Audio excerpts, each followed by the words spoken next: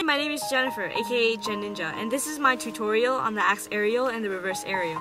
You need to land an axe aerial before you attempt a reverse aerial, and the prerequisites for an axe aerial is just a basic aerial. I assume that you already have a pretty good aerial before you watch this tutorial, and if not, you may want to learn an aerial first and get a decent height for your aerial. It doesn't matter which side you do your aerial on, unless you really care about doing combos on one same side. I personally do my aerials on both sides, but my aerial combos are generally on my dark side.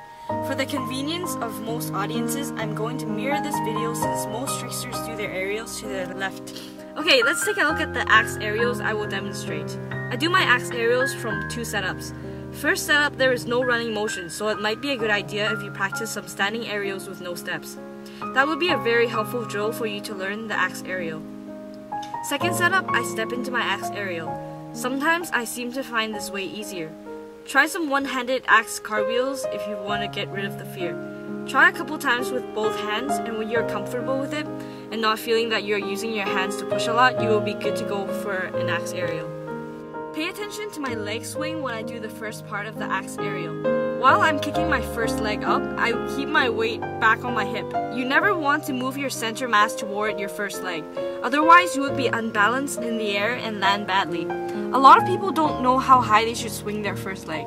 In my opinion, you can probably start with swinging your first leg low, and later when you feel more confident and comfortable with doing it, you can swing your first leg higher and higher to make this trick look more graceful. However, no matter how high you swing your first leg, when you axe down your first leg, you always want to power through the axe kick after your first leg just passes your second leg. If you power through the axe kick too early, when you take off you will lose the momentum from the axe kick, and you will probably not be able to complete the rotation in time when you land. What's even more important is your takeoff leg. You know that for a cartwheel, you don't push off your takeoff leg. For an aerial, you do. As for an axe aerial, imagine your takeoff foot to push off the ground really hard when you're first trying it. The funny thing is, for me, after I landed the axe aerial, it doesn't seem like I have to push off my takeoff leg any more than before. For an axe aerial, the power in your first leg, momentum, timing, and position is all you will need for landing an axe aerial. One thing to remember is when you're swinging your leg down for the axe aerial, swing straight down. Don't think of turning your hips or swinging your legs a little to the side so your kick would go through. Because if you do that, your axe aerial would lose its momentum, or when you're going up, it would lose shape, and it would be harder to land.